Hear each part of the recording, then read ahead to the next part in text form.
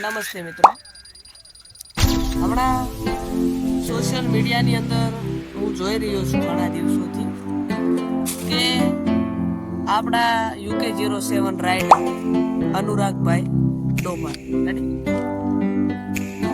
એમની ખતરનાક છે લાઈવ સ્ટ્રીમિંગની અંદર, અને હાલત અત્યારે ખૂબ ખરાબ છે.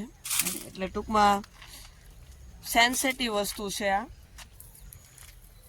મિત્રો, હું અનુરાગભાઈનો ખૂબ જ મોટો ફેન છું. એટલે હિન્દીમાં વિડીયો નથી બનાવી રહ્યો અત્યારે, ગુજરાતીમાં, અને મને ઘણું બધું દુઃખ થઈ રહ્યું છે. દિલથી ખરેખર દુઃખ થઈ રહ્યું છે, કારણ કે જે અનુરાગભાઈ છે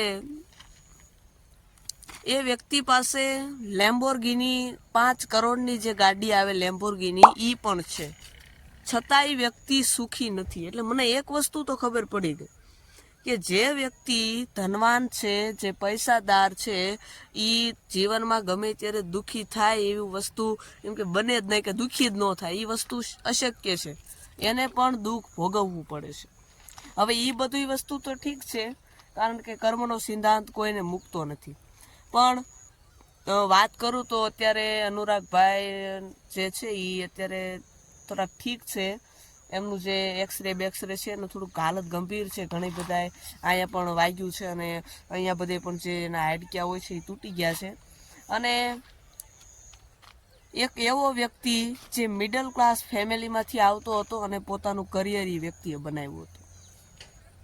80 લાખ સબસ્ક્રાઈબર છે આજે એના યુટ્યુબમાં, સોશિયલ મીડિયાની અંદર. ઇન્સ્ટાગ્રામમાં એના 8 મિલિયન 80 લાખ જેટલા ફોલોવર છે. આ વ્યક્તિએ યુટ્યુબની અંદર થોડાક, તમને હું સમજાવું કે થયું શું. થોડાક દિવસ પહેલા આ વ્યક્તિએ યુટ્યુબની અંદર એક 2 કલાક ને એવો કંઈક વિડીયો બનાવ્યો હતો.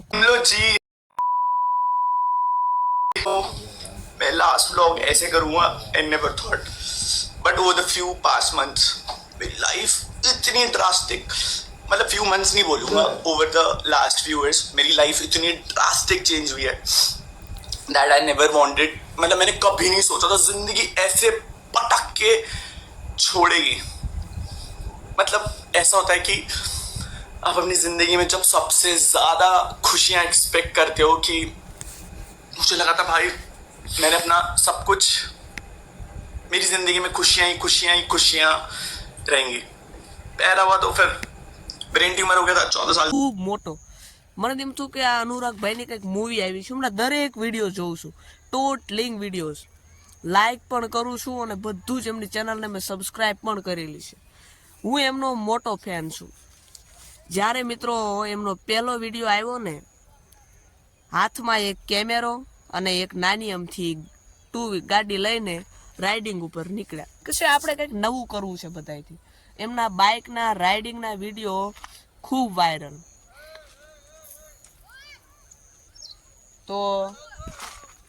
તો મિત્રો, આ બધા આપણા ફેન, હા સોરી ડિસ્ટર્બ કરવા માટે. હા, તો સોશિયલ મીડિયાની અંદર હમણાંથી હું જોઈ રહ્યો છું કે જે એમને એક 2 કલાકનો વિડીયો મૂક્યો. એટલે મને એમ થયું કે અનુરાગભાઈની એક મૂવી આવી રહી છે, કંઈક રેડી મોટા યુટ્યુબર છે, બિગ બોસની અંદર રહેલા છે. એટલે મને તો એમ થાય તે કે મેં પેલા બધો વિડીયો આખો જોયો. 2 કલાકનો વિડીયો હતો, જેની અંદર એવું કહી રહ્યા હતા કે મારા લગ્ન થયા, અને જે એમને છે એ બ્રાહ્મણ હતા, અને જે એમની જે વાઇફ છે એ રાજપૂત, સોરી એમને રાજપૂત ને એ કંઈક એમની વાઇફ બ્રાહ્મણ, એવું કંઈક હતું ખરા. ટૂંકમાં જે છે જાતિનું એવું કંઈક હતું. એટલે એના માતા પિતાએ ઘરેથી ના પાડી, અને અનુરાગભાઈ જે છે એને ઘણું બધું દુઃખ પહોંચ્યું. એટલે અદ્ભુત વસ્તુ હતી એ પણ મિત્રો. ત્યાર પછી એમનું લાઈવ એક્સિડન્ટ થયું. એમાં કંઈક લપ હતું કે પરિવારનું, એટલે લાઈવ એક્સિડન્ટ થયું. અને પછી એમના પરિવાર, અત્યારે અનુરાગભાઈ હોસ્પિટલમાં છે, અને એમના પરિવારમાંથી કોઈ પણ આવ્યું નથી. તમને હું એટલું જ કહું છું એમના પરિવારજનોને કે જે થયું એને ભૂલી જાઓ. તમારો છોકરો છે અને તમને જીવનમાં ખુશ રાખે છે, એટલે જાઓ એની મદદ કરો. જો મિત્રો મારે આ વિડીયો મારો આ ટોપિક જ નથી, પણ હું એમનો ખૂબ મોટો ફેન છું.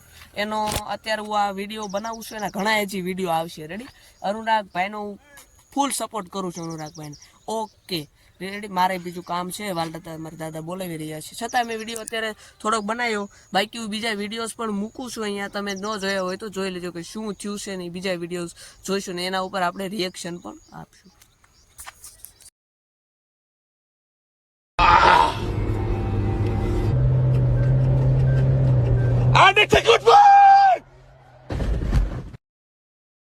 ચાલુ લાઈવમાં તેઓ એક્સિડન્ટ કર્યું હતું અને ચાલુ લાઈવ પછી બંધ થઈ ગયું.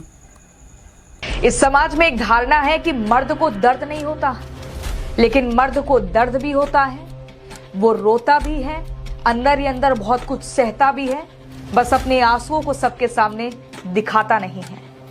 क्योंकि वही मर्द अपने परिवार को पालने के लिए पूरी दुनिया से लड़ जाता है, लेकिन परिवार के सामने थक जाता है, परिवार के सामने हार जाता है. वो अपने परिवार से कभी लड़ना नहीं चाहता. जब आप दुनिया को जीत लेते हो लेकिन खुद को खो देते हो, 78 लाख सब्सक्राइबर, पैसा, एक अच्छी खासी फैन फॉलोइंग, सब कुछ था, लेकिन एक चीज नहीं थी और वो था सुकून. क्योंकि एक मर्द अपने परिवार के पास ही जाकर सुकून महसूस करता है, और वहीं से जब सुकून गायब हो जाए तो वो शायद ये सोचता है कि अब जीने का कोई मकसद ही नहीं बचा. जी हाँ, मैं बात कर रही हूँ बिग बॉस के एक्स कंटेस्टेंट और फेमस यूट्यूबर अनुराग डोभाल की, जिनकी पर्सनल लाइफ में आजकल कुछ ठीक नहीं चल रहा है, या ये कहें कि ऑल इज वेल नहीं है.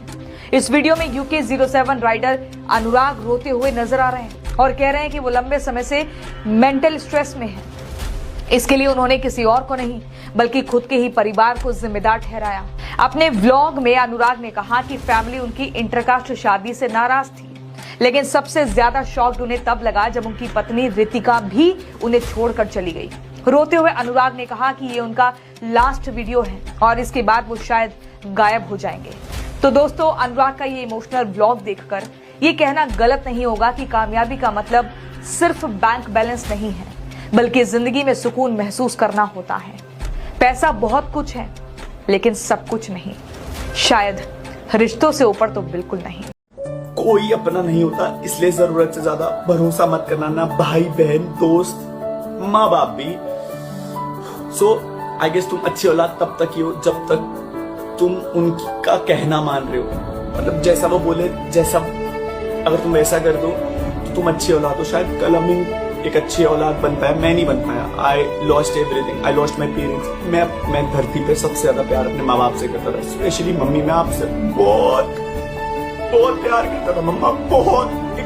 मैं आपसे ज्यादा प्यार किसी से नहीं करता था मम्मा.